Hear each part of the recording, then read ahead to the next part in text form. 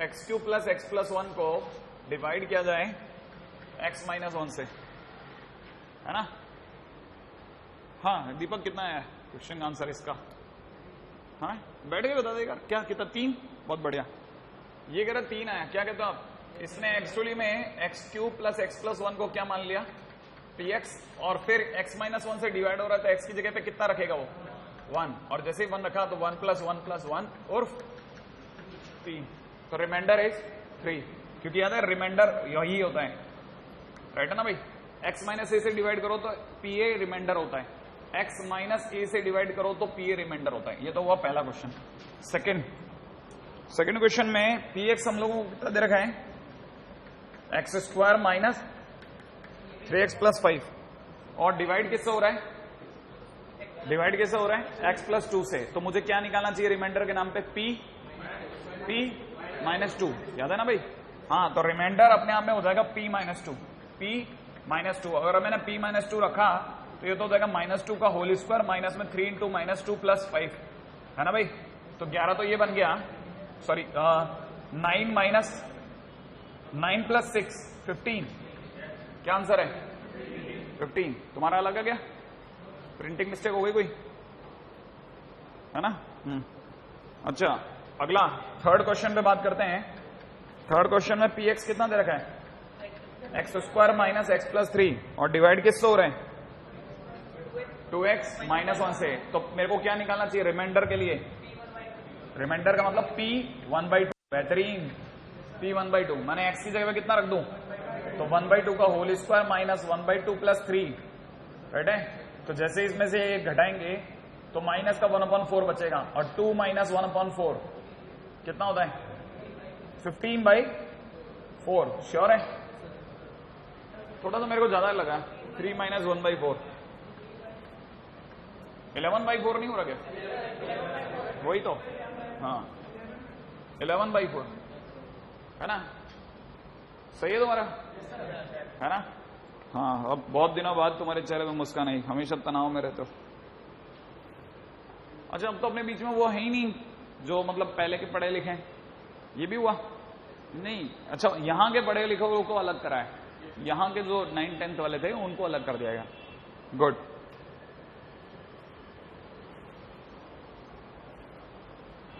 Next, हाँ भाई अगले क्वेश्चन की बात करता हूं। अगला क्वेश्चन था कि check whether x minus 3 is factor of x इन। तो px कितना दे रखा है? X cube minus 3x square plus में कितना? 5x minus 7। और अपने को ये चेक करना था कि x माइनस 3 एक फैक्टर है कि नहीं। और अगर x माइनस 3 एक फैक्टर होगा, अगर x माइनस 3 एक फैक्टर होता है तो इसका मतलब p3 कितना होगा? 0 होना चाहिए। अगर p3 0 है तो ठीक है, देख लेते हैं, अभी पता कर लेते हैं। 3 रखने पर यहां हो जाएगा 27, 3 रखने पर यहां हो जाएगा 27, और ये हो जाएगा 15 माइनस 7, जो कि 0 नहीं है। So not a factor. इसका मतलब फैक्टर नहीं है। सही ना भाई? इसका मतलब फैक्टर नहीं। यही था क्वेश्चन या और भी था? यही था। अच्छा अच्छा अच्छा। अगला क्वेश्चन क्या था भाई? px बराबर कितना दे रखा था? एक्स स्क्वायर माइनस 5x था या 3x था?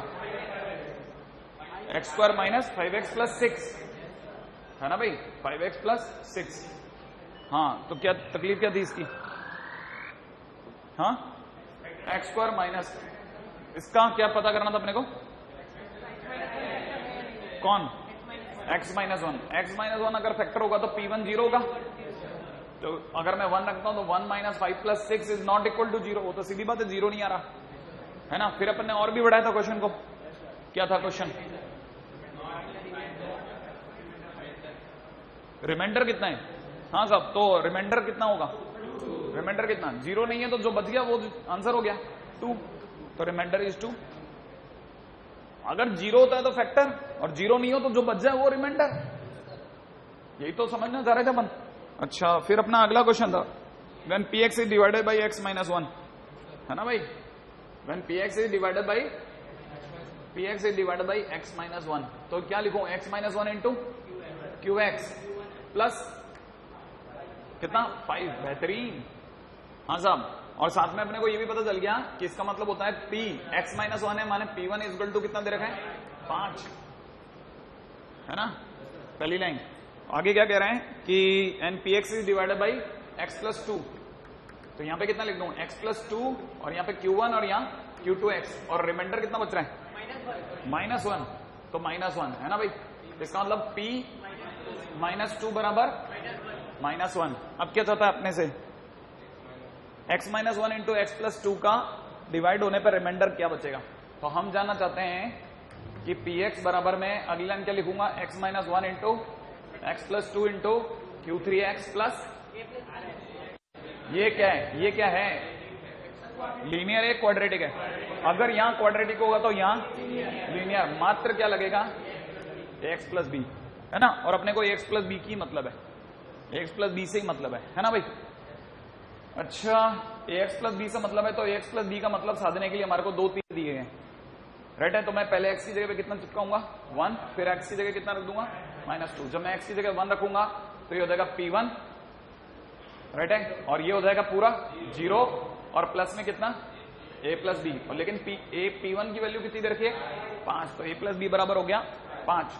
अच्छा जब मैंने x माइनस 2 रखा तो ये कितना हो गया P -2 और ये x की जगह -2 रखते 0, प्लस में यहाँ पे कितना हो गया, यहाँ कितना हो गया -2a प्लस बी, राइट है भाई, इक्वल टू कितना -1। सॉल्व करा आपने, सॉल्व करने पे a की वैल्यू बोलो, a की वैल्यू 2 और b की वैल्यू बोलो 3, श्योर है ना, ऊपर वाले में तो बैटरी है ना भाई, a की वैल्यू आ गई और b की वैल्यू आ गई, फिर इस a और b की वैल्यू को क्या निकालना था अपने को रिमाइंडर, तो रिमाइंडर को किससे शो करते थे Rx, तो Rx इज इक्वल टू हो गया a की जगह 2 रखते 2x प्लस 3, बस यही था क्वेश्चन, और बस और भी दिया था क्या कोई क्वेश्चन नहीं ना, है ना।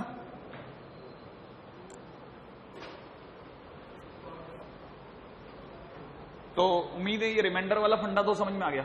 अब रिमाइंडर थ्योरम आपको जेई तक कोई परेशानी नहीं करेगा। ये क्वेश्चन जो था ना, ये कितने लोगों ने करा, ये जेई में आया हुआ क्वेश्चन है, ठीक है। अगर आप जेई में आया हुआ क्वेश्चन खुद कर सकते हो तो इसका मतलब जितना अपने पढ़ा इनफ है, अपने को जेई के आगे थोड़ी नहीं देना है, कोई डॉक्टर तो नहीं बनना है, नहीं।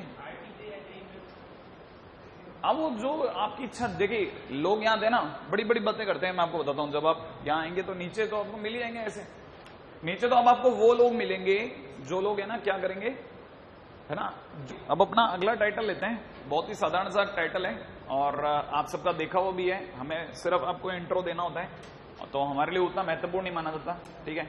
बस इंट्रोडक्शन, क्या आपको ये सारी चीजें पता होनी चाहिए, ये सारी चीजें जाकर के बाद में बलजी हो जाती है, हमारे करे हुए क्वेश्चन क्या आड़े आने लगती हैं, तो हम लोग पहले से तैयारी करके रखते हैं कि भाई बेसिक मैथमेटिक्स में हमने बता रखा है आपको, ठीक है। और टाइटल का नाम है रेशो। करें चर्चा, सब आपका देखा हुआ है, जितनी जल्दी हो सकता है अपन यहां से निकल लेते हैं, ठीक है। लिख लीजिएगा सबसे पहले तो इसकी डेफिनेशन टाइटल में लिख लीजिएगा, ठीक है। If A and B, two quantities of same type,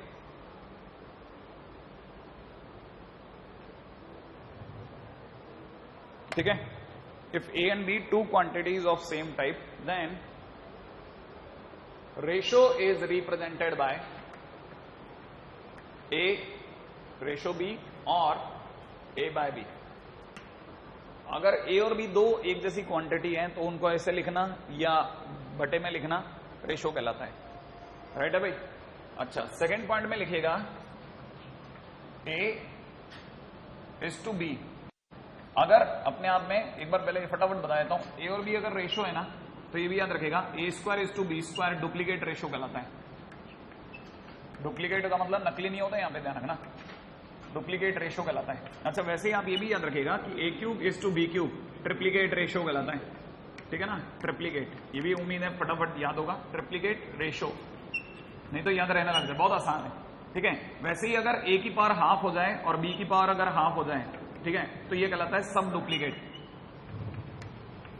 ठीक है ना भाई, ये कहलाता है सब डुप्लीकेट रेशो।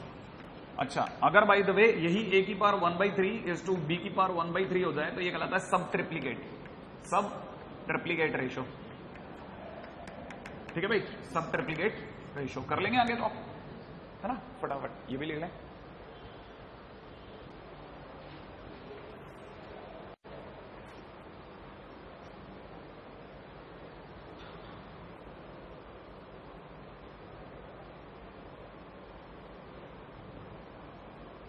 करते दो मत, ठीक है।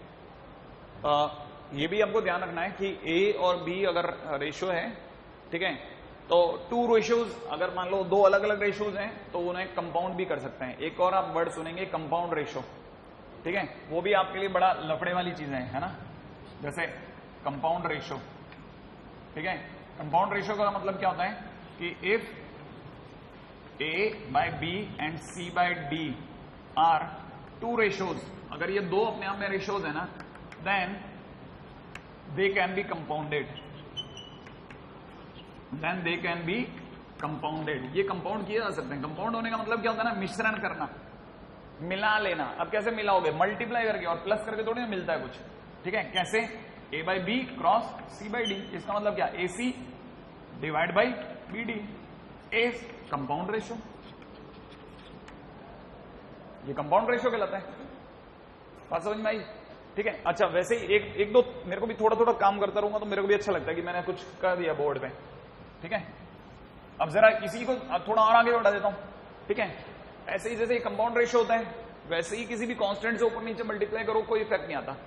जैसे ए बाई बी है ना, इसके आपने अगर एम से ऊपर नीचे मल्टीप्लाई करी तो ये हो जाएगा m a divide by m b, चलेगा।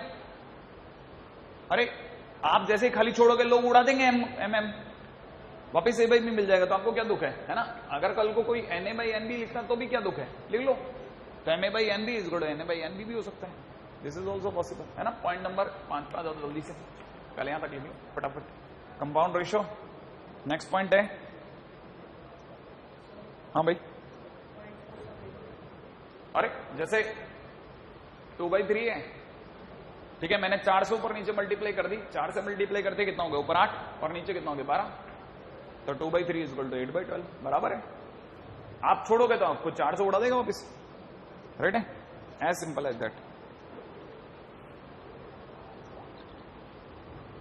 है ना भाई। अब रेशियो के बाद में अगला टाइटल लेते हैं,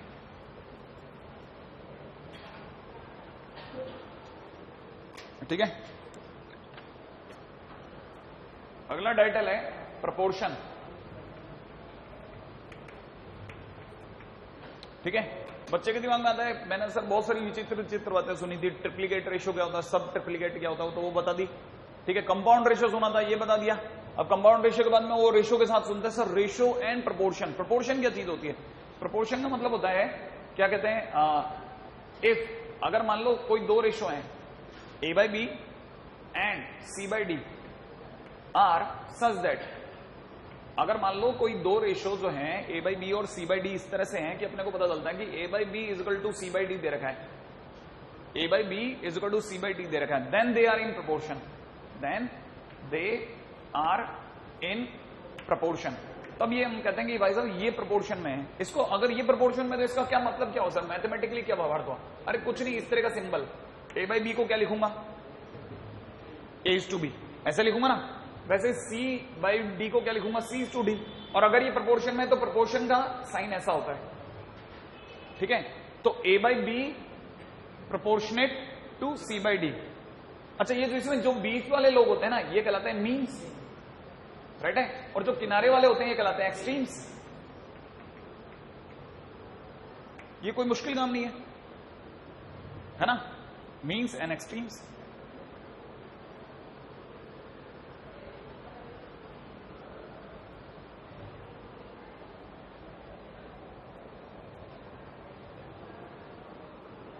हाँ भाई, एक छोटी सी प्रॉपर्टी अगर हमने यहां तक लिख ली हो तो ये भी याद है क्या किसी को, कि मीन्स और एक्सट्रीम्स में कोई रिलेशन होता है, product of mean is equal to product of extreme, ठीक है। बहुत सिंपल सी प्रॉपर्टी है, काम की बात तो यही है। अरे वरना मेरे को क्या जरूरत पड़ रही है, किसी को भी क्या जरूरत है कि मीन है ये एक्सट्रीम है, बताने के लिए नाम रख लिया आप, क्या बताने के लिए कि भाई जिस दिन तू इन दोनों की गुणा करेगा बीच वालों की, तो उनकी वैल्यू उतनी आएगी जितनी किनारे वालों की गुणा करने पाएगी। तो नाम रखना पड़ गया ना, बीच वाले किनारे वाले कब तक कहते, तो मीन्स कह दिया बीच वाले को, किनारे वालों को एक्सट्रीम कह दिया, तो दुनिया को फिर बाद में आके कहने में आसानी होगी ना। कि product of mean is equal to में क्या, प्रोडक्ट ऑफ एक्सट्रीम्स, राइट है भाई। Product of mean is equal to product of extreme. इसका मतलब क्या, प्रोडक्ट ऑफ मीन क्या हो जाएगा, बीसी, प्रोडक्ट ऑफ एक्सट्रीम क्या हो जाएगा, एडी।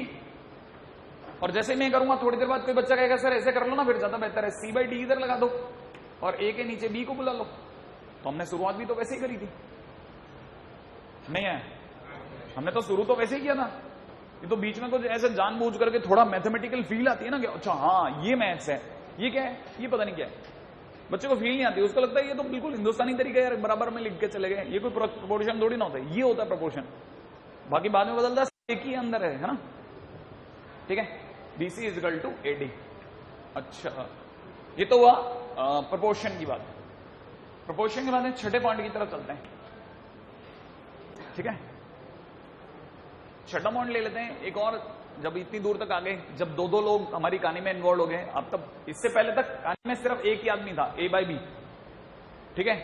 अब हमारी कहानी में दो दो प्राणी आ गए। अब जो दो प्राणी आए तो फिर हम लोगों को लगा कि इस पे भी बात कर ली जाए, प्रोपोर्शन में बात हो गई तो, है ना। कंपेडेंडो, ठीक है, ये कंपेडेंडो क्या है, ठीक है। कंपेडेंडो है कि अगर ए बाई बी और इज इक्वल टू में सी बाई डी है, माने A B C D are in proportion, A B C D are in proportion, A B C D are in proportion मतलब A by B is equal to C by D है, तो आप अगर by the way दोनों में एक एक एक एक जोड़ेंगे तो इनके कोई दर्द नहीं होगा। और एक एक जोड़ते ही क्या होगा, एक एक जोड़ते ही अगले दिन के अंदर कोई कहेगा सर अब मैं एलसीएम ले लूंगा, खाली बैठे बैठे एलसीएम काटेगा, और एलसीएम काटते क्या दिखेगा, नीचे क्या दिखने लग जाएगा, बी, ऊपर क्या दिखने लग जाएगा, ए प्लस बी, और यहां क्या दिखेगा, सी प्लस डी, और नीचे क्या दिखने लग जाएगा, डी। क्या दिखेगा कि नहीं दिखेगा, और जैसे ही ये दिखेगा इसे बोलते हैं कंपेडेंडो। क्यों कंपेडेंडो क्यों बोलते हैं, इसलिए बोलते हैं कि लोगों को ऐसी फील आती है जैसे किसी ने नीचे वाले को ऊपर वाले में जोड़ दिया हो। बात समझ में आ रही है आपको, नीचे वाले को ऊपर वाले में जोड़ दिया हो दोनों तरफ, देखो ना, ए प्लस बी और सी प्लस डी, जिसे कंपेडेंडो कहने लग गए। अच्छा जोड़ दिया तो कंपेडेंडो कहने लग गए, और घटा देते तो डिविडेंडो, घटा देते तो डिविडेंडो। अच्छा मतलब अब आप डिविडेंडो बताओगे, बिल्कुल, क्यों नहीं बताएंगे, ठीक है। तो पॉइंट नंबर 7 है क्या, डिविडेंडो, ठीक है। चलेंगे, वैसे कंपेडेंडो नहीं होता, कंपेंडो होता है ना, लेकिन मैंने जानबूझ करके इसे कंपेडेंडो ही बोलता हूं, ठीक है। कौन है ये, तो कोई और भी है जो बेचैन हो गया इतना। अच्छा हाँ भाई, डिविडेंडो आए, डिविडेंडो में क्या करते हैं सर, उसमें जोड़ते हैं तो इसमें घटाते हैं, बिल्कुल, और क्या नहीं तो, ठीक है। याद रखिएगा ए बाई बी अगर सी बाई डी के बराबर है तो आप कह सकते हो कि A by B minus 1 is equal to कितना, सी बाई डी माइनस 1। और इससे क्या हुआ, A minus B divide by B is equal to C minus D divide by D हो गया। लो, जो बी नीचे बैठा था वो घटने भी लग गया, इसे डिविडेंडो बोल दिया गया। अच्छा, और इसके सिवा क्या होता है, बिल्कुल, जब ये दो अलग अलग दिखने लग गए तो लोगों को लगा यार इसमें मजा नहीं आ रहा, दोनों को एक साथ ही ले लो, ठीक है। तो यहां से 8वां प्रकट हो गया, उसको बोलते हैं सीएनडी। सीएनडी का मतलब componendo and dividendo. Componendo and dividendo का मतलब समझे आप, A by B is equal to C by D है ना, देन अगर किसी ने लिख दिया कि सीएनडी लगाना चाहता है तो सीएनडी लगाने का मतलब समझो, सी लगाने का मतलब बी को ऊपर में जोड़ना, सी लगाने का मतलब बी को ऊपर में जोड़ना, माने क्या लिख देना, ए प्लस बी लिख देना, राइट है ना। उसी प्रकार डी को ऊपर में जोड़ना, इसका मतलब क्या लिख देना, सी प्लस डी लिख देना। और ये तो हुआ कंपेडेंडो लगाने का मतलब, और डिविडेंडो लगाने का मतलब क्या हुआ, नीचे वाले में घटाना। अब जरा इसी चीज को समझो, अगर देखा जाए तो कंपेडेंडो का एक्चुअल मतलब होता है ये डिवाइड बाई बी, ये डिवाइड बाई डी, राइट है। अब जरा समझना भाई, अगर मैं इसमें डिवाइड मार दूं किसकी, ए माइनस बी अपॉन बी दोनों तरफ, और यहां कितना लिख दूं, सी माइनस डी बाई डी, तो दोनों इक्वल आएंगे कि नहीं आएंगे, अरे दोनों ही किसके बराबर हैं? ए बाई बी और सी बाई डी के बराबर है भाई। ये जो भी वैल्यू है ये किसके बराबर है? इसके बराबर है। ये वैल्यू और ये वैल्यू समान है, राइट है। अच्छा उसी प्रकार से ये वाली जो वैल्यू थी, ये जो वैल्यू है वो किसके बराबर है? ए बाई बी के। तो दोनों को आपस में भाग लगाता हूं तो 1 आना चाहिए ना भाई। इधर भी ए बाई बी, इधर भी ए बाई बी, तो दोनों को डिवाइड लगाऊंगा तो 1 आएगा। उसी प्रकार इधर भी सी बाई डी और इधर भी सी बाई डी, तो जैसे ही मैं दोनों को डिवाइड लगाऊंगा तो 1 = 1 आएगा। और 1 = 1 लिखने का तरीका ये, राइट है। लेकिन जब हम यूं लिखेंगे तो ये दोनों एक दूसरे को उड़ाएंगे नहीं, ये ऐसे दिखने लग जाएंगे, a plus B divide by a minus B, और यहां पे कितना c plus D divide by c minus D, right है। चले आगे, है ना। हाँ अब याद रखना है, ये जब भी आप ऐसे देखें ना, इस तरह की शक्लों को देखें तो देखते ही समझ में आ जाना चाहिए। a plus B upon a minus B अगर लिखा आ गया तो देखते ही समझ में आ जाना चाहिए कि कंपेरेंडो डिविडेंडो लगा हुआ था, ठीक है। और ये इसके बराबर है, ये दोनों इक्वल हैं क्योंकि इसी से सारे आए हैं, ठीक है, सी एंड डी से। अच्छा अब आप मेरे को बताइए, अगर मैं आपसे पूछूं, ठीक है,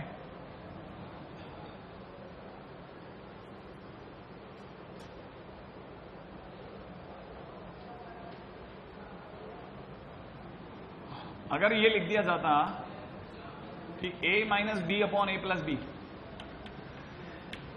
ठीक है, तो क्या मैं ये कह सकता हूं कि it is equivalent to a by B?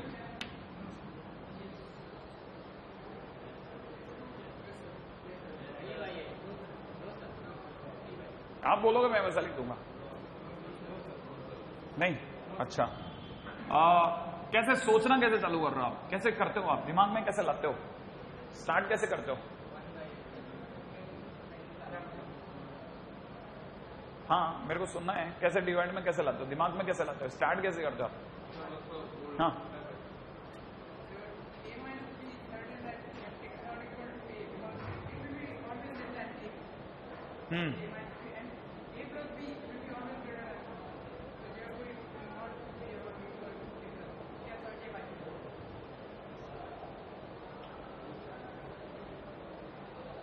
अच्छा बैठो। तो मतलब ये कि ये भी a बाई बी के बराबर नहीं है? अच्छा फिर ये किसके बराबर है?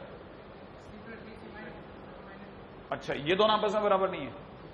अच्छा एक और पॉइंट पकड़ में आ रहा है, हाँ छोटी छोटी बातें हैं जो आप आपस में व्यवहार करते करते और सीखने की। देखो कितनी इंटरेस्टिंग बातें निकल के आ रही।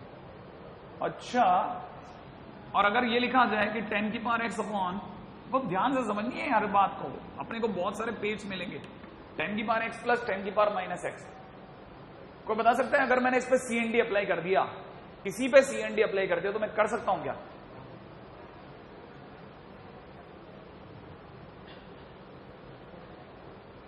नहीं आया बात समझ में। मान लीजिए मैंने लिखा इज इक्वल टू वाई, अब मैं लग सकता हूं। अब आप पहली चीज सीखिए, पॉइंट क्या है? पॉइंट टेकन है कि अगर आप कभी भी कंपेरेंडो डिविडेंडो अप्लाई करते हैं तो सिंगल पार्टी पे कभी भी एप्लीकेबल नहीं होता। सिंगल पार्टी का मतलब समझे आप? अगर किसी ने a बाई बी लिख दिया और कहा इस पे कंपेरेंडो डिविडेंडो लगा दो, तो आपको मना करना आना चाहिए कि नहीं साहब इस पे नहीं लग सकता। फिर वो पूछेगा क्यों नहीं लग सकता? Because it is a ratio. हमने रेशो में ये सब नहीं सीखा, हमने किस में सीखा? प्रोपोर्शन में सीखा। पहली चीज आपको जो आनी चाहिए, कहानी पकड़ में आई, ये a बाई बी के इक्वल नहीं है, लेकिन हां ये दोनों a by B is to C, a by B is equal to C by D के सेट के इक्वल हैं। ये सेट और ये सेट आपस में इक्वल है, सेट इक्वलेंट है आपस में, ये इसके इक्वलेंट नहीं है, ये इसके इक्वलेंट हो भी नहीं सकता, ठीक है। अच्छा क्यों? क्योंकि इसमें a में b जुड़ चुका है, उधर a में b घट चुका है, तो ये अब पहले जैसा रेशो नहीं रहा, इसकी व्यवस्थाएं बिल्कुल बदल गई ऑल टुगेदर, ठीक है। अच्छा मुद्दे की बात क्या? मुद्दे की बात ये कि मैं जो एग्जांपल लगाने वाला था, है ना, मैं जो एग्जांपल लगाने वाला हूं, पहले आप वो करके दिखाएं, फिर इस पे थोड़ी और बहसबाजी करते हैं। मैं जो एग्जांपल लगाने वाला हूं वो ये कि अगर 10 की पावर x अपॉन 10 की power minus x is equal to y, then apply, मेरे को अप्लाई करके दिखाओ CND। कर लोगे? देखें कैसे करते हैं आप।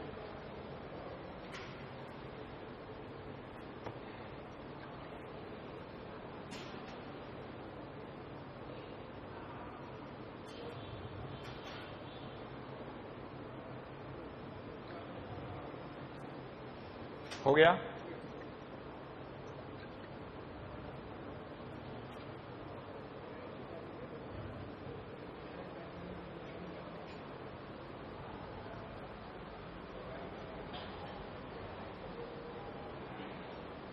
हाँ भाई लगा लिया? हाँ बहुत ही छोटा काम दिया है। हो गया? नहीं हुआ? देखो पहली बात, अभी CND लग सकता है कि नहीं लग सकता? लग सकता है, लेकिन क्या मानना पड़ेगा? y नहीं मानना पड़ेगा, y को y/1 मानना पड़ेगा पहली चीज। हाँ देखो यही मेरा क्वेश्चन था। पहली चीज ये समझो कि आपको इसको y की जगह क्या मानना पड़ेगा? y/1 मानना पड़ेगा, क्योंकि जब तक ये प्रोपोर्शनेट में नहीं आएगा तब तक CND नहीं लगेगा। CND लगाने का मतलब होता है नीचे वाले को ऊपर वाले में ऐड करना, नीचे वाले को ऊपर वाले में ऐड करते ही 10 की पावर माइनस x, और नीचे वाले को, नीचे वाला कौन है? 10 की पावर माइनस x, ऊपर वाले में से घटाते हुए दिखाना, ये होता है CND लगाना। उसी प्रकार से इधर नीचे वाला कौन है? 1, ऊपर वाला कौन है? y, नीचे वाले को ऊपर वाले में जोड़ो, बोलो क्या आएगा? y+1, नीचे वाले को ऊपर वाले में से घटाओ y-1, ये लग गया CND। ठीक है, तो जैसे आप CND लिखते हैं तो आपको इतना टाइम पास नहीं करना होता कि +1 करूं और -1 करूं। खटा, नीचे वाले को जोड़ा, नीचे वाले को घटाया, नीचे वाले को जोड़ा, नीचे वाले को घटाया, खत्म क्वेश्चन। कहानी पकड़ भाई? हाँ ये इसके बराबर है, ये इसके बराबर है। अब मैं इसको प्रूव करता हूं, राइट है? चलो कैसे? ठीक है, वो जो बात थी उस पूरी बात को भी छेड़ता हूं। इस पे अगर मैंने दोबारा CND लगा दिया, CND से शक्ल बिगड़ गई भाई की। CND पे दोबारा CND अप्लाई कर रहा हूं। अगर मैं CND अगेन लगाता हूं तो देखना जरा, ठीक है? CND अगेन अगर मैं लगाता हूं, अब नीचे वाला कौन है? 10 की पावर x माइनस 10 की पावर माइनस x है। तो मैंने क्या बोला था? नीचे वाले को ऊपर वाले में जोड़ो, फिर बटे में नीचे क्या? घटाओ। तो मैं अगर बाय द वे 10 की पावर x प्लस 10 की पावर माइनस x में नीचे वाले को जोड़ता हूं, यही जोड़ना है, और अगर मैं नीचे वाले को घटाता हूं तो 10 की पावर x प्लस 10 की पावर माइनस x ऊपर वाला माइनस नीचे वाला लिख लूं, है ना? और उधर भी ऐसा करूंगा। उधर जब करूंगा तो ऊपर वाला कौन है? y+1, प्लस में कितना? y-1, नीचे कितना? -y-1। क्या बात है? बात समझ में आई कि नहीं आई? क्या लगता है आपको? 1 1 67, y से y 67, क्या बचा ऊपर? 2y अपॉन नीचे क्या बचा? 2, तो it is 2y/2। Am I correct? अच्छा, कितने लोगों को लगता है कि ये और ये 67, क्या बचा? 10 की पावर x कितनी बार? तो 2 टाइम्स 10 की पावर x अपॉन नीचे 10 की पावर x, 10 की पावर x को कटेगा, ये दोनों ऐड होंगे कि सब्ट्रैक्ट? ऐड। तो कितना हो जाएगा? 2 टाइम्स 10 की पावर माइनस x, 67। क्या बचा? वही बचा जहां से चालू हुआ था। आया कि नहीं आया? मैं इसका मतलब ये कंप्लीट इसके बराबर है, ये कंप्लीट आपस में बराबर है। नहीं आया? After 2 CND I am reaching it again.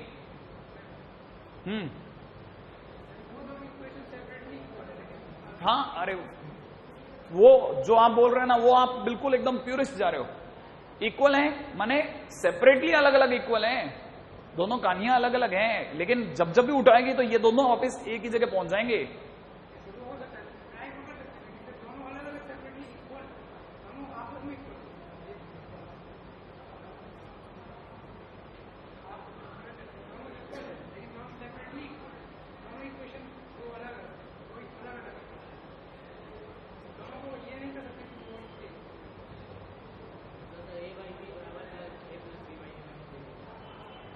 नहीं नहीं, ऐसे इक्वल नहीं है। नहीं नहीं, वो नहीं है, वैसे इक्वल नहीं है। A plus B upon a minus B is not equal to a/b। हाँ वही तो मैं कह रहा हूं, मैं वही तो कह रहा हूं, इक्वल हैं but they are separately equal. वहां पे मैं भी एग्री हूं, तुम प्योरिस्ट हो रहे हो बस, ये बात कह रहा हूं, तुम और सही कह रहे हो, गलत नहीं कह रहे, तुम ज्यादा सही कह रहे हो, ठीक है। हाँ अरे ये तो बात हमारे को पहली लाइन पे, तुम्हारी पहले एक्सप्लेनेशन में बात समझ में आ गई थी कि तुम बिल्कुल बराबर बोल रहे थे, तो वहां पे मैंने किसी तरह को कोई रजिस्ट भी नहीं किया, है ना। हाँ भाई कहानी क्या है, कहानी क्या है, ये पूरा सेगमेंट इसके बराबर है, it implies this, it implies this, ये इसके समान आ रहा है, राइट है। अच्छा फिलहाल मुद्दे की बात क्या, इस पूरी कहानी के दौरान में कहीं ऐसा ना हो जाए कि मुद्दे से भटके हम। जब भी सीएनडी अप्लाई करोगे क्या करोगे, नीचे वाले को ऊपर वाले में ऐड करोगे और नीचे वाले को ही सब्ट्रैक्ट करोगे, और वो एक साइड नहीं करोगे, दोनों साइड करोगे। अगर दूसरी साइड अवेलेबल नहीं है तो सीएनडी अप्लाई नहीं करनी है। बात नंबर 3 था, जो सीएनडी वैसे भी मुख्य मुद्दा नहीं था, ये तो मैंने पहली बार जिंदगी के अंदर सीएनडी पे एग्जांपल लिया है, तो एग्जांपल ही नहीं लेते हम, तो मानते हैं कि सीएनडी तो आता ही होगा। अच्छा काम की बात नंबर 2, अगर कहीं पे भी सीएनडी लगा हुआ है और आपको नॉर्मल तक जाना है, जैसे ये शक्ल सीएनडी लग के आ गई, अब आपको अगर नॉर्मल शक्ल चाहिए तो सीएनडी पे दोबारा से सीएनडी लगा दो, बात समझ में आई। और नहीं तो थोड़ा सा अकल का प्रयोग कर लो, अगर कभी भी आपको शक्लें मिलती हैं सीएनडी वाली और आप सीएनडी लगाने से बचना चाहते हैं तो शॉर्ट ट्रिक भी है, सीधा इसे डिवाइड समझ लो और लिख दो ऊपर ऊपर का आंसर, ये डिवाइड बाई ये बराबर ये बाई ये, खत्म। अरे आंसर क्या था, इससे घूम करके कहां पहुंचे, यहीं तो पहुंचे, 10 की पावर x अपॉन 10 की power minus x is equal to y by 1।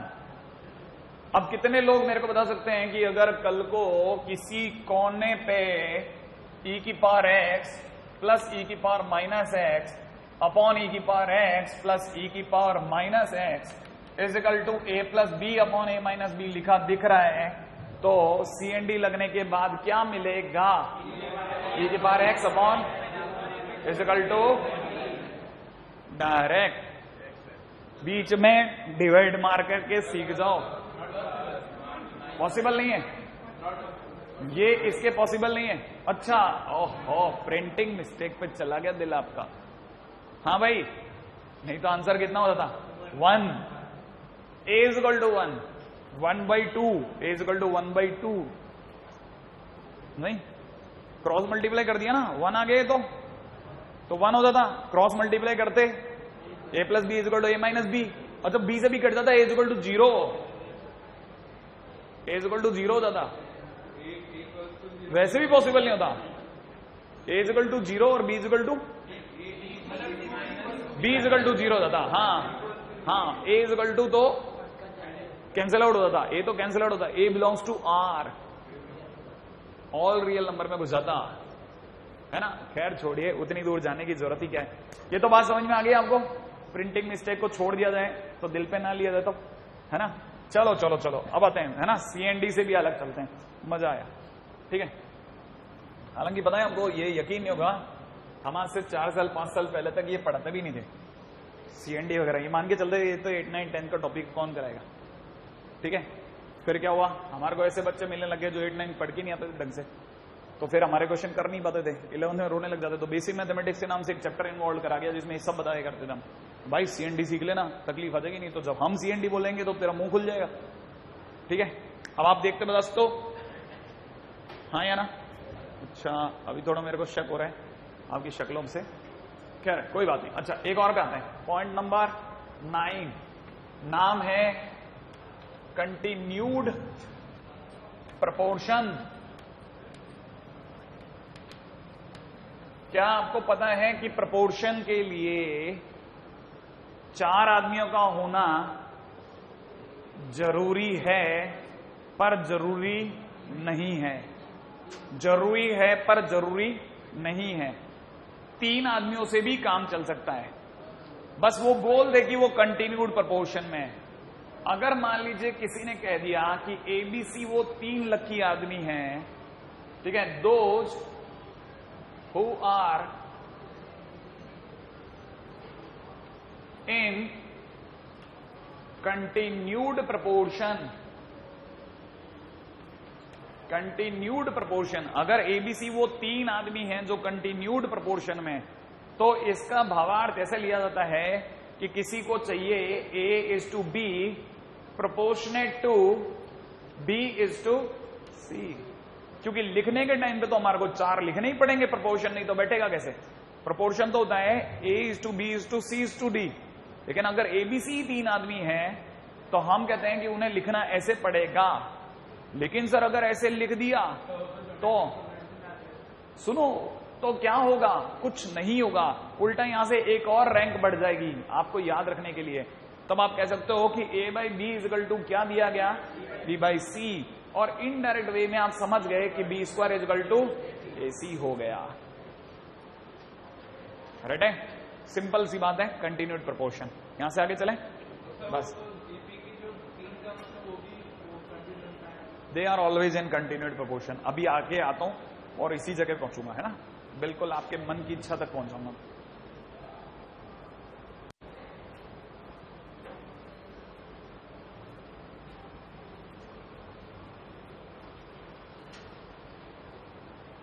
हाँ भाई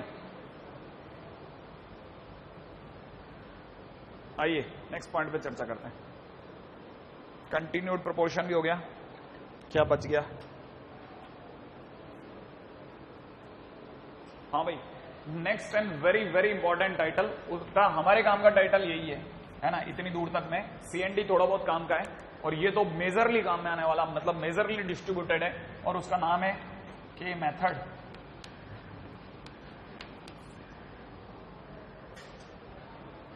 के मेथड क्या कहता है? के मेथड कहता है कि अगर आपके पास में A by B is to C by D is to E by F करके एक के बाद एक लगातार कई लोग सिमिलर प्रोपोर्शन में बराबर बराबर में बैठे हैं, ठीक है, then this is all can be equivalent to K। तो आप ये सब K के बराबर कह सकते हैं। और इससे होगा क्या? इससे होगा ये कि जब भी आपको जरूरत पड़ेगी तो A इक्वल टू बी के, C इक्वल टू डी के और E इक्वल टू एफ के आप यूज कर सकते हैं। राइट है भाई? अच्छा, अब काम की बात क्या है, जहां आप यूज कर सकते तो कहां यूज करोगे वो भी सुनना, वही तो काम का है।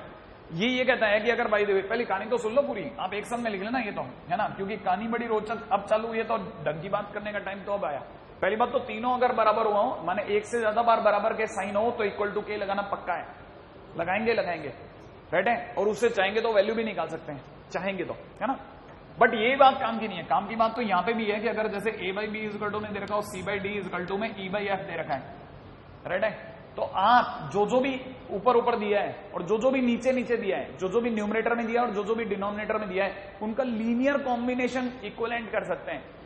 इनका लीनियर कॉम्बिनेशन इनके बराबर आता है। कहने का मतलब समझो, कहने का मतलब ये कि आपके मन में आ गई कि सर जो भी न्यूमरेटर में है ना सबको जोड़ते हैं, सबको जोड़ेंगे, और जो भी डिनोमिनेटर में सबको जोड़ेंगे, ठीक है, तो क्या होगा? मैंने कहा अगर तूने ऊपर वाले को जोड़ा तो ये हो जाएगा A plus C plus E और नीचे हो जाएगा B plus D plus F, and this is all equivalent to इसके,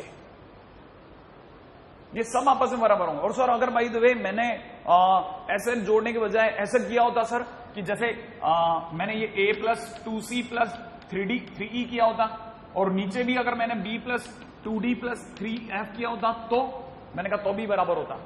क्यों? क्योंकि मैंने एक लाइन बोली है, मैंने कहा कि अगर बाय द वे एक से ज्यादा चीजें अगर प्रोपोर्शनेट में हो तो वो हमेशा अपने लीनियर कॉम्बिनेशन के भी प्रोपोर्शनेट में होती हैं। लीनियर कॉम्बिनेशन का मतलब ऐसा होता है, ये लीनियर कॉम्बिनेशन है, मतलब डिग्री नहीं बढ़ेगी। हाँ, अगर आप जैसे मतलब मान लीजिए आपके मन में आ गया कि मैं ये लिखने की बजाय इसको थोड़ा गंदा लिखना चाहता हूं, तो आप इसे गंदा भी लिख सकते हैं। कैसे लिख सकते हैं? आपके मन में आ गया, इसको अगर देखा जाए तो मैं लिख सकता हूं XA plus YB plus ZC। कोई बताएगा नीचे क्या लिखूं? कुछ गड़बड़ कर गया, X C और E। अब बोलो, नहीं तो प्रिंटिंग मिस्टेक हो जाती। बोलो नीचे क्या लिखूं? XB plus YD plus ZF। ये सब इक्वलेंट है, ठीक है। अभी इसका घातक रूप और लेके आता हूं, लेकिन पहले यहां तक की बात, रुको, यहां तक की बात से पहले शंका, ये तो मैंने बोला, अब मन में सवाल पैदा हुए कि नहीं साहब कैसे आप कैसे इक्वलेंट कर रहे हो, कैसे कह रहे हो? मैंने कहा बोल किसको पक्का करना है? सर नीचे वाले को, बीच वाले को, ऊपर वाले को, किसको पक्का करूं? बीच वाले को। श्योर है ना? किनारे वाले को भी कर सकता हूं, आप बोलोगे जिसको पक्का कर देंगे अपन, किसी को, लास्ट वाले को, चलो मैं इसको भी कर दूंगा, इसको भी कर दूंगा, है ना, फिर तीसरा आप कर लेना। जैसे मान लीजिए नीचे वाले पे शंका पैदा हुआ, एक्स की जगह एक्स लिख दूं, चलेगा? बोलो ए की जगह क्या लिखूं? बीके। ए की जगह क्या लिखूंगा? लिखता हूं नहीं, तो ए की जगह लिख देता हूं बीके, राइट है। अच्छा वाई, सी की जगह क्या लिख दूं? डीके लिख दूं, क्योंकि सब तो के बराबर ही, प्लस में जेड इंटू में ई की जगह एफ के, और होल डिवाइड बाई नीचे वाले को चुपचाप बैठा रहेगा, X D plus Y D plus Z F. क्या ख्याल है? ऊपर से क्या कॉमन आया? के। अंदर क्या बचा? अंदर के कॉमन लेने के बाद क्या बच रहा है? X B plus Y D plus Z F, जो कि नीचे वाले से कैंसिल आउट होके क्या छोड़ गया? के। और ये तीनों आपस में ऑलरेडी किसके बराबर थे? के बराबर तो थे ही थे। नहीं आया अभी भी? कहानी पकड़ में आई या नहीं आई? और अगर आपको ये कहानी पकड़ में, या बीच वाले की कहानी पे बात करते हैं, करूं? ए की जगह लिखूं, बोलो? डीके प्लस 2 डीके, है ना भाई, और प्लस 3 एफ के लिख दूं? क्या कॉमन आ रहा है ऊपर से? जल्दी बोलेंगा, बोलो बोलो, क्या कॉमन आ रहा है ऊपर से? के। अंदर क्या बच रहा है? B plus 2d plus 3f, और नीचे already B plus 2d plus 3f। कटेगा कि नहीं कटेगा? क्या बचेगा? के। और के किसके बराबर है? इन तीनों के, इसीलिए ये तीनों इसके बराबर है, ये तीनों इसके भी बराबर है। क्या प्रूव्ड है? हाँ या ना? है ना? अभी पहले यहां तक लिख लो, फिर इसका एक थोड़ा डिग्री वाला फॉर्मेट पे भी आता है, राइट है। वैसे इसको चेक करने की जरूरत नहीं है, ठीक है।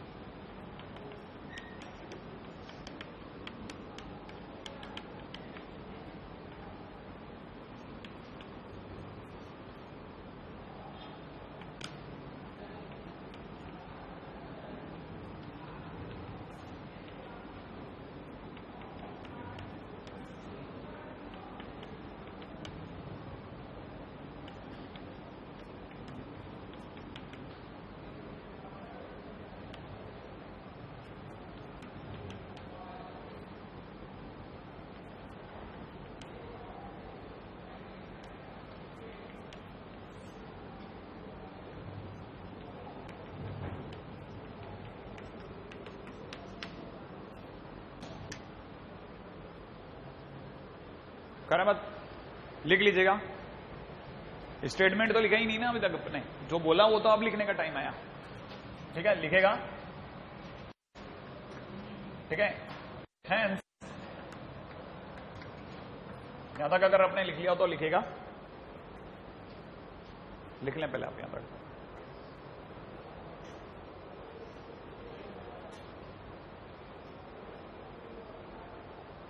करें मत।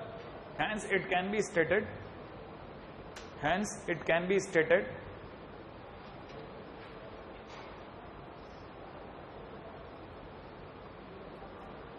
that, hence it can be stated that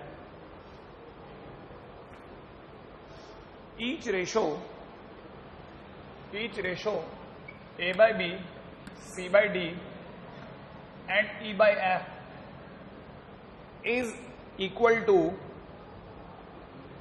their linear combination, their linear combination,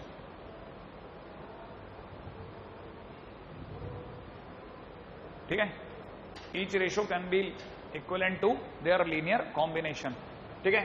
implies A by B is equal to C by D is equal to E by F is equal to, ठीक है ना, XA plus YB plus ZC upon, और क्या लिख रहे हैं यहां पे? कितना? C, और यहां E, और यहां पे कितना? XB plus YD plus ZF, ठीक है। इसी के अंदर C पॉइंट भी जरूर लिख दीजिएगा। Similarly A by B is equal to C by D is equal to E by F is also equivalent to, मैंने जो बोला था वही बात, x a की power 1 upon n plus y c की power 1 upon n plus e f की power z f की पावर 1 अपॉन n अपॉन, ठीक है। कुछ गलती हो गई?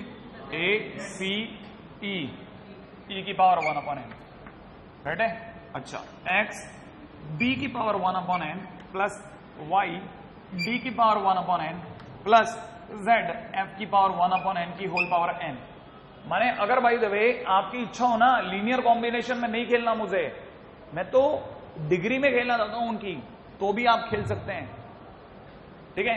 अब मैं ये इसके बराबर है या नहीं के लिए प्रूफ का जिम्मा आपको देने वाला हूं, बशर्ते क्या आप पहले मेरे को बता के जाओ कि आप ए की जगह क्या लिखोगे, बीके, सी की जगह बीके और जेड की जगह सॉरी ई की जगह एफ के। फटाफट रख के देखो और मेरे को चेक करके बताओ क्या ये बराबर है क्या नहीं है। मेरे को बस ये देखना है कि आप अपनी तरफ से कोई प्रिंटिंग मिस्टेक तो नहीं छोड़ते।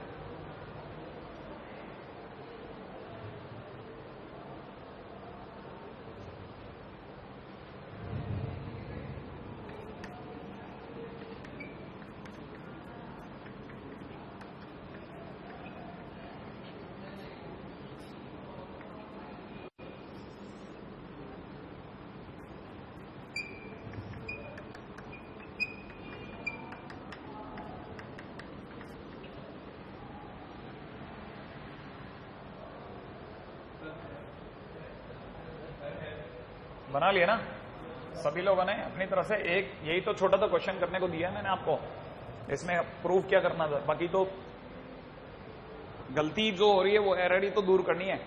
हाँ साहब, एक्स की जगह एक्स पावर में एन की जगह एन कर रहा हूं, जरा समझना। ए की जगह आप क्या रखवाने वाले हो, बी के। तो जब आप बी के रखोगे ना तो ये बी के की होल पावर 1 अपॉन एन होगा, गलती नंबर 1 जो आप कर सकते हैं, प्लस वाई, ठीक है ना, सी की जगह डी के की power 1 upon N plus Z की जगह जेड और ई की जगह एफ के की होल पावर 1 अपॉन एन और नीचे की तरफ पावर में 1 अपॉन एन और नीचे की तरफ कितना एक्स बी की power 1 upon N plus Y D की पावर 1 अपॉन एन प्लस में जेड एफ की पावर 1 अपॉन एन। अब काम की बात सुनिएगा, के की पावर, ध्यान है ना, इस के की पावर कितना 1 अपॉन एन, यहां पे भी के की पावर 1 अपॉन एन, यहां पे के की पावर 1 अपॉन एन, कॉमन ले लूं। अगर मैंने के की पावर 1 अपॉन एन कॉमन ले लिया, राइट है, तो अंदर ही अंदर इसी ब्रैकेट के अंदर क्या बचेगा, एक्स बी की power 1 upon N, X B की पावर 1 अपॉन एन प्लस यहां से क्या बचेगा, आप पहले बताओ सही क्या बचेगा, क्या वाई डी की पावर 1 अपॉन एन। भाई अपने को काम तो पूरा करना है ना, कई बच्चे ऐसे भी तो होंगे जिन्हें नहीं पता ये सब।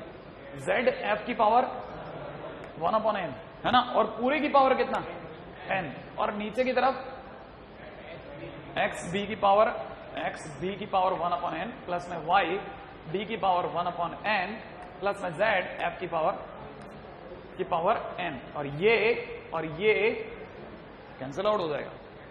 और जैसे ही कैंसिल आउट होगा फाइनली एन अभी भी बचा है, ये बच गया कितना, के की पावर 1 अपॉन एन की होल पावर एन। किसी को पता है ये क्या होगा, फाइनली कितना बच गया, के, और हर रेशो किसके इक्विवेलेंट था, के। इसका मतलब प्रूव्ड हो गया। कहानी पकड़ में आई। ये थोड़ा डरावना है, ऐसा तो कुछ नहीं है, बस सिर्फ और ये मान के चलो कि हमारी शीट में 1 क्वेश्चन 1.5 क्वेश्चन इसका है, बाकी इसका कोई हमारे से लेना देना नहीं है। सिर्फ हम ये मान के चलते हैं कि हमारे पुराने 8वीं 9वीं के कोई काम बचे हुए हैं जिनको हम कर रहे हैं। हाँ रेशो में, प्रोपोर्शन में।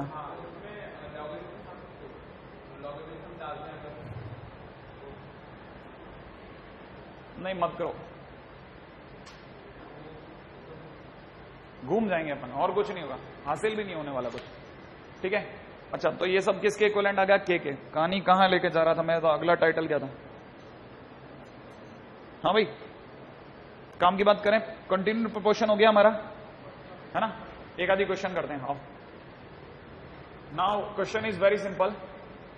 क्वेश्चन वाले ने कहा है कि अगर मैं आपको बता दूं कि x plus Y divide by 2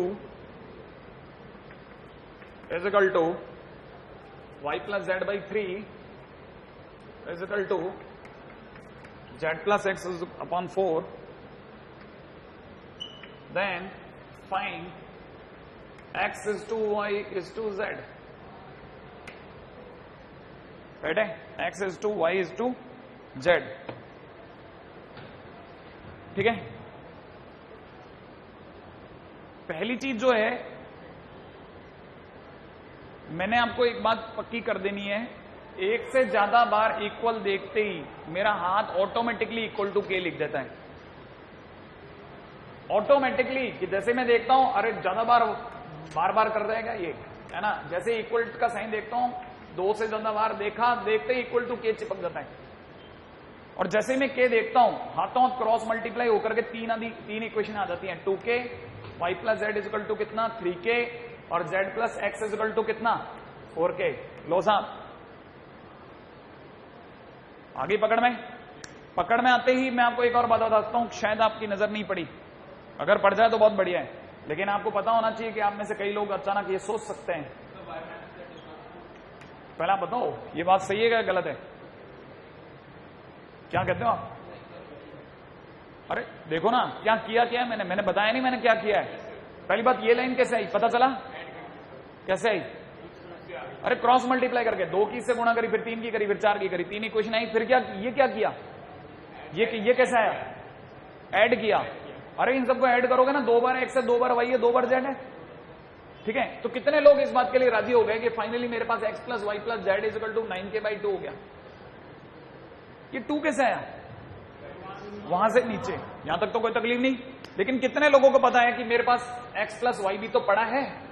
कितना पड़ा है? 2k। कहां पड़ा है? ये रहा। क्या करूं? घटा दूं? अरे मैं घटा दूं क्या भाई? बोलो ना, क्या बचेगा? अरे क्या बचेगा बताओ ना, इसमें से घटाऊंगा तो क्या बचेगा?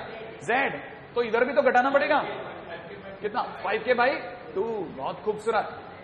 क्या मेरे पास z आया कि नहीं आया? अच्छा, लेकिन अगर बाय द वे मैंने सोचो x plus Y plus Z, जो कि मेरा कितना था 9k/2 था, उसमें से x प्लस वाई घटाने के बजाय y प्लस जेड घटा दिया होता, तो y plus Z is equal to 3k है। अगर मैंने घटा दिया होता तो क्या बचता बताओ? लेस करते ही x बच जाता कि नहीं बच जाता? ये तो कैंसिल आउट हो जाते हैं। x इज इक्वल टू कितना बचता? घटाने पे 9k/2 माइनस 3k, और कितना 3k/2। बात समझ में आई कि नहीं आई? कितने लोगों को समझ में आता है कि सर इसे भी घटा दिया, इसे भी घटा दिया, तो एक के ऊपर काहे अत्याचार कर रहे हो? कौन? y plus Z plus x. तो कितने लोगों को लगता है कि सर अत्याचार करे बगैर डायरेक्ट y बोल दो? y इज इक्वल टू कितना हो जाएगा? 9k/2 माइनस 4k उर्फ k/2। कितने लोगों को लगता है कि x भी आ गया, y भी आ गया, z भी आ गया, तो x is to y is to z is equal to क्या होगा? कितना है? 5k/2 इज टू भाई सॉरी, x की वैल्यू कितनी है? x की वैल्यू 3k/2, राइट है। y की वैल्यू कितनी है भाई? y की वैल्यू k/2, और z की वैल्यू कितनी है? 5k/2। क्या ख्याल है? 2 2 2 हटा दो, तो आंसर कितना हो गया? 3:1:5। आए कि नहीं आया? As easy as that. कर सकते कि नहीं? तुम लोग क्या बातें करते रहते हो? क्यों टोक खाने का काम करते हो? लड़कियां करती हैं ऐसे बातें, अच्छा तो नहीं लगता है ना? हाँ भाई, आ गया? हाँ, फटाफट अगले क्वेश्चन की तरफ चलते हैं। नेक्स्ट,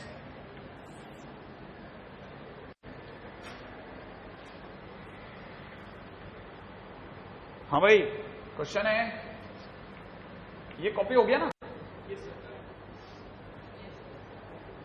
नहीं, मैं जल्दी में नहीं रहना चाहता, कर लो आप पहले, हम तो बातें कर लेंगे इधर उधर की। बकवास, बहुत बड़ी गलती कर दी। इफ वी हैव, ठीक है, a/b is equal to c/d, बस काम की बातें कर सकता हूं मैं, लेकिन मैं उतना टाइम आपको वापस दे दूंगा, आप चिंता मत करो, भगा करके आपको। a² + b² अपॉन में c² + d² is equal to question mark. कर दोगे? ऑप्शन दे देता हूं, ऑप्शंस भी है मेरे पास में। पहला ऑप्शन है 1/2, दूसरा ऑप्शन है a + b अपॉन में c + d, ठीक है। तीसरा ऑप्शन है a - b upon c - d, और चौथा ऑप्शन है ab अपॉन cd, राइट है, ab अपॉन cd। वो देख लेंगे अपन, ab अपॉन cd।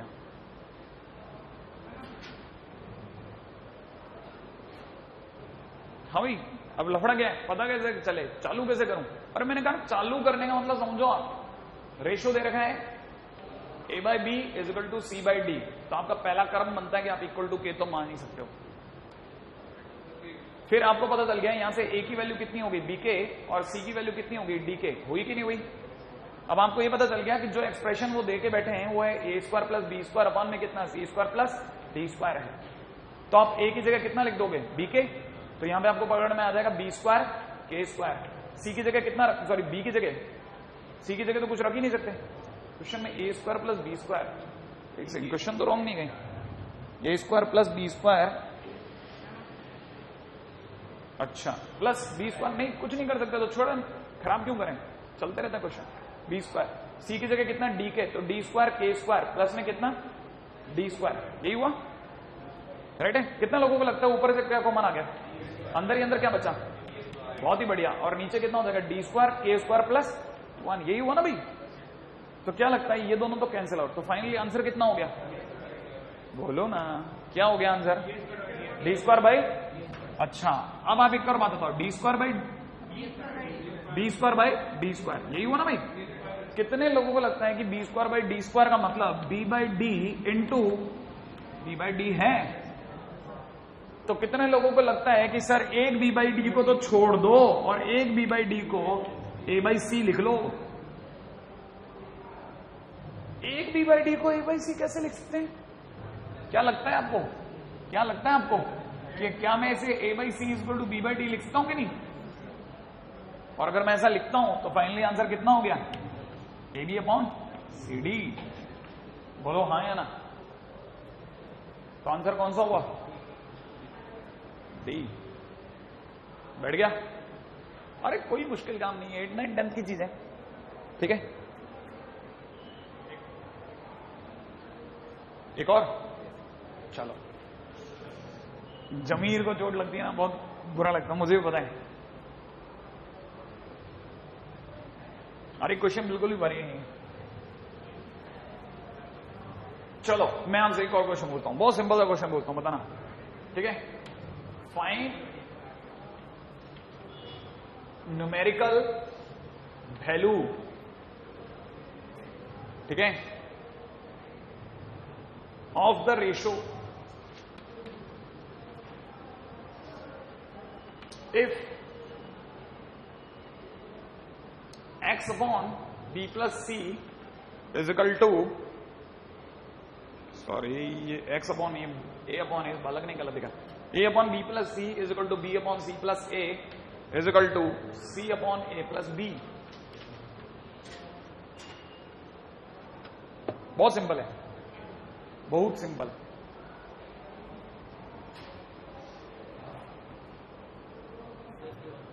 नहीं नहीं नहीं, हर रेशो की वैल्यू किसके बराबर है ये पूछ रहा हूं मैं।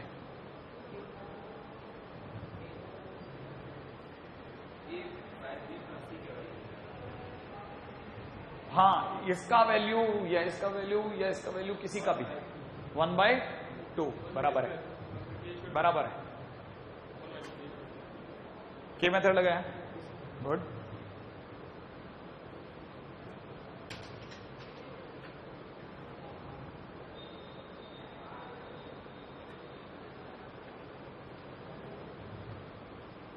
देखो मैं बताता हूं कितना सिंपल है, मैंने आपको जो जो सिखाया उन पे नजर रखो बस। यह दे रखा है बी अपॉन में कितना सी प्लस डी और इक्वल टू में कितना सी अपॉन ए प्लस बी, ये दे रखा है ना। मैंने आपको सिखाया है कि एक से ज्यादा रेशो हो तो के का यूज करो, या मैंने आपको ये भी सिखाया है कि आप ऐसा भी लिख सकते हो कि ऊपर ऊपर वाले जोड़ दो, वैसे ही नीचे नीचे वाले जोड़ दो, ये भी तो सिखाया है। अगर आप नीचे नीचे वाले जोड़ोगे तो आप में से किसी को अगर बुरा ना लगे तो हर चीज 2-2 बार आ जाएगी, तो 2 टाइम्स कितना a प्लस बी प्लस सी, और जैसे आएगा ये दोनों एक दूसरे को कैंसिल आउट कर देंगे, आंसर बिल्कुल 1/2। नहीं आया, कितना सिंपल है। क्या बोला मैंने, या तो इक्वल टू के करो या ऊपर ऊपर वाले को जोड़ दो। अच्छा एक बात और बताओ,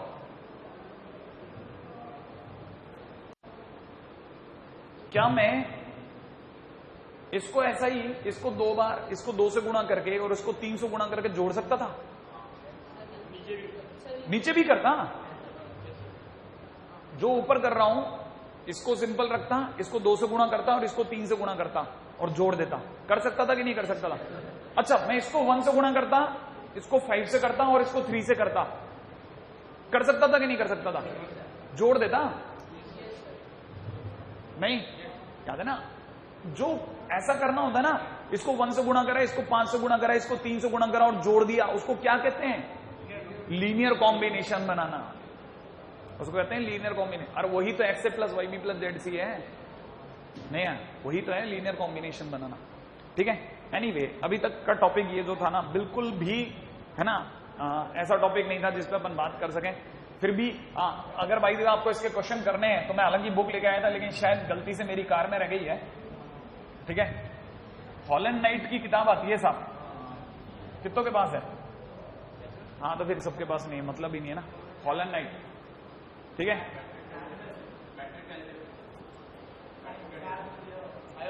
क्या टैब में दिए? हॉलैंड नाइट दिए क्या? टैब कितनों को मिल गया? अच्छा, ये भी तो 2-3 को मिला है, कोई तकलीफ नहीं। ठीक है, अपन आगे चलते हैं। अब आते हैं मुद्दे की जगह। ये यहां से अपना एरिया चालू, ठीक है।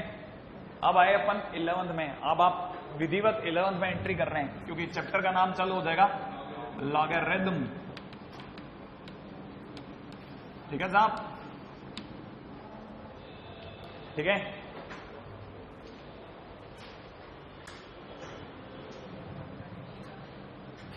जॉन नेपियर, ठीक है साहब, एक बहुत ही औसत दर्जे का बंदा था, मैथ से बुरी तरह चिढ़ता था। 17वीं शताब्दी की बात है, ठीक है, 17th सेंचुरी, जिन दिनों हम लोग यहाँ पे तलवारें टनटना रहे थे, औरंगजेब लोग, ठीक है, उन दिनों की बात है। वो इंग्लैंड या उधर के आसपास के इलाकों में, यूरोप में, ठीक है, क्लासेस में पढ़ने जाया करता था। मैथ से विशेष तौर पर चिढ़ता था, और खास तौर पे उन क्वेश्चन से जिनमें कैलकुलेशन करनी पड़ती थी, गुणा भाग, उनसे तो बहुत ही बुरी चिढ़ता था। ठीक है, तो उसने बचने के लिए इस कैलकुलेशन को इतना इरिटेटिंग क्यों बना रखा है, जब भी मल्टीप्लाई करता हूं, ऐड करता हूं, लेस करता हूं, इतना इरिटेटिंग क्यों है, डिवाइड करना इतना इरिटेटिंग क्यों है। तो उसने खुद ने बैठे बैठे कोई शॉर्ट ट्रिक बनाने की सोची, और उस शॉर्ट ट्रिक बनाने के चक्कर में लॉगरिथमिक टेबल उसके हाथों तैयार हो गई। ठीक है, और ये लॉगरिथमिक टेबल तैयार होने का वजह क्या थी? ये क्या करता है ये चैप्टर करता क्या है? ये चैप्टर एक्चुअल में उसको नफरत थी गुणा करने से, लेकिन उसे आसान लगता था ऐड करना।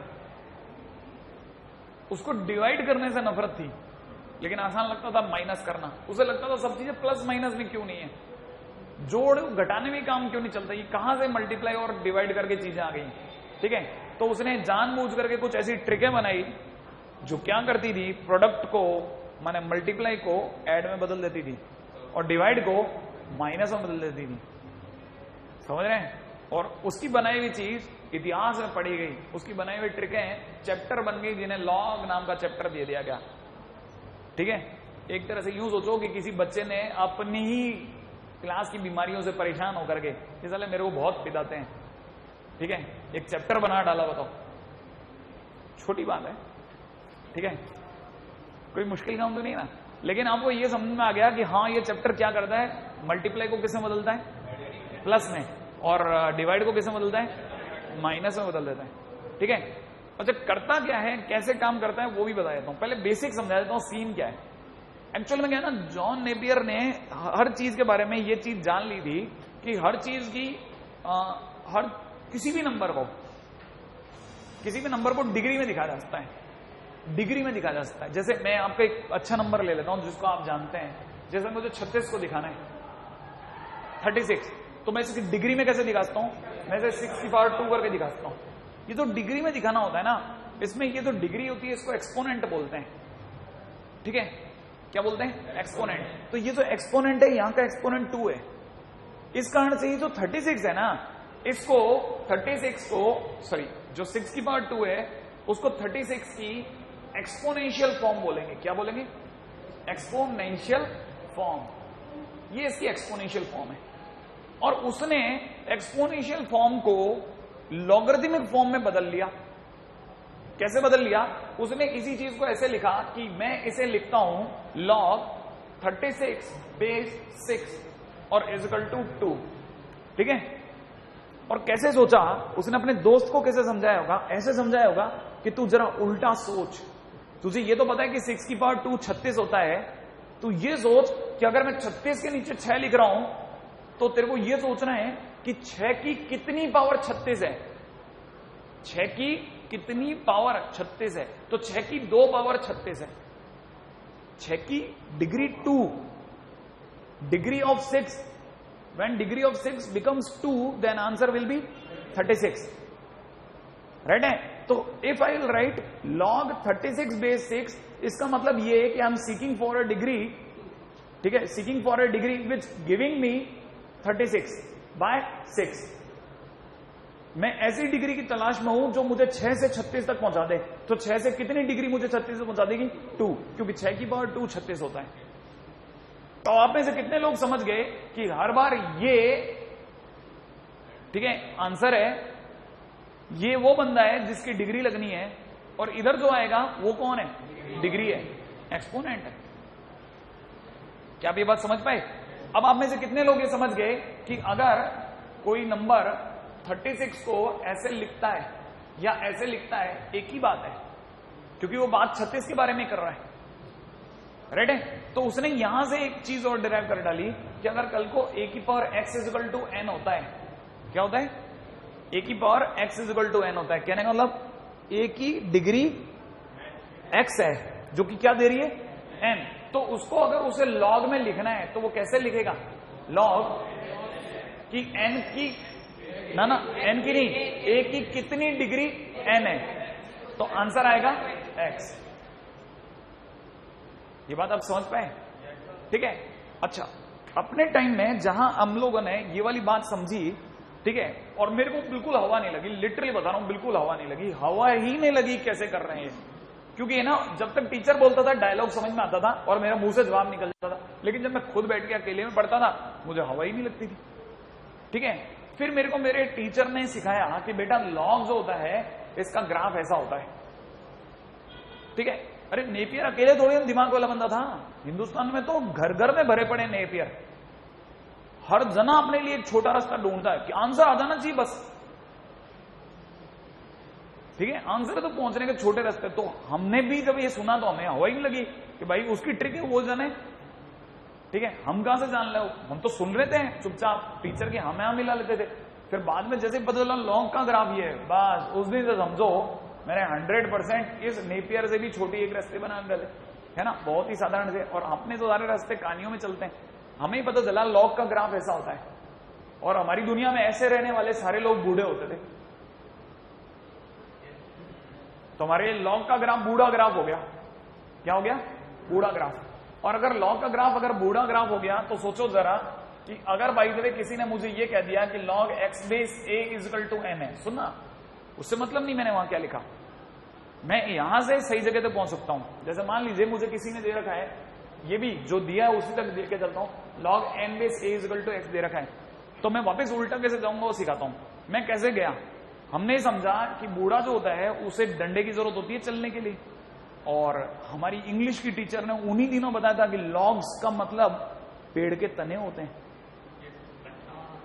लट्ठा, हाँ या ना, और वही सूखने के बाद में लकड़ी बन जाते हैं, और लकड़ी की जरूरत बूढ़े को होती है, इसका मतलब ये लकड़ी है। हम लॉग की हिंदी ढूंढते फिर रहे थे, लॉग माने हिंदी में क्या होता है? लकड़ी होता नहीं है, हमारी दुनिया में लकड़ी हो गया। तो ये जब तक डंडा है तब तक एन बूढ़ा है, क्योंकि इसके आगे लॉग लखा है, और अगर ये बूढ़ा है, ये सॉरी ये बूढ़ा है और ये डंडा है, तो जो चरणों में बैठा है, जो नीचे बैठा है वो कौन है? चरणों में बैठता कौन है? नौकर। कौन बैठता चरणों में? नौकर। इसका मतलब ए कौन है? नौकर है। अगर ये नौकर है तो इधर की तरफ कोई नौकर नहीं है, क्योंकि इसके चरणों में तो कोई बैठा ही नहीं है, ये यंग है, ये यंग है और इसके पास कोई नौकर भी नहीं है। अब सुनो, लेकिन अगर भाई जो नौकर किसी बूढ़े का मालिक, मतलब नौकर का मालिक अगर बूढ़ा है तो नौकर की तो आफत हो गई। कैसे आफत हो गई? क्योंकि नौकर को ये पता चल गया कि नौकर को क्या पता चल गया, वो सुनना, नौकर को पता चला यार बूढ़ा बहुत पकाता है यार, बहुत बुरी तरह से, ठीक है। देख तेने पीछे का दरवाजा खुला छोड़ दिया, ये चाय के कप पड़े हैं, ठीक है, आया था तो देख दरवाजा क्या कहते हैं गंदे पैर से आ गया है, तेरे को घर संभालना नहीं आता क्या, मैं कितनी देर से आवाज लगा रहा हूं पीछे बैठ करके, तेरे को सुनने में नहीं आ रहा। जान ले रखी बेचारे नौकर की, तो नौकर उम्मीद में है कि किसी दिन ये लकड़ी गिरेगी, और एक रात ये लकड़ी गिर जाती है, समझे, एक रात ये लकड़ी गिर जाती है। गिरते ही भाई नौकर जो है भागता है, ठीक है, कहां भागेगा बेचारा, इधर तो जाएगा नहीं, जाएगा तो किधर भागेगा, इधर, क्योंकि इसके पास नौकर नहीं है। और जाके क्या कहेगा, भाई साहब मुझे नौकरी दे दो, तो एम रह जाएगा अकेला, और ये इसके चरणों में बैठ जाएगा, और चरणों में बैठते कैसे दिखेगा, ऐसे दिखेगा, दिखेगा कि नहीं दिखेगा। अब आगे से हम ये बकवास नहीं करेंगे, आगे से हम सीधी सीधी बात करेंगे। आप बताओ कि अगर मुझे किसी ने दे दिया 3 की power 3 base 4 equal to x, तो कितने लोगों को पता है जैसे ही लकड़ी गिरी 4 की पावर x इक्वल टू 3 दिखा आपको, हाँ या ना। अच्छा, कितने लोगों को यह समझ में आया कि कल को अगर log of a base x is greater than 0 लिख रखा है, ठीक है, और ये लकड़ी गिरी तो a is greater than x की पावर, x किसके चरणों में बैठेगा, 0 के, तो x की पावर 0, तो a इज ग्रेटर देन, क्या वो कहानी पकड़ में आ गई, हाँ या ना। ये लकड़ी गिराना आ गया, हाँ या ना, आसान है। बाकी अपन कल चर्चा करते हैं।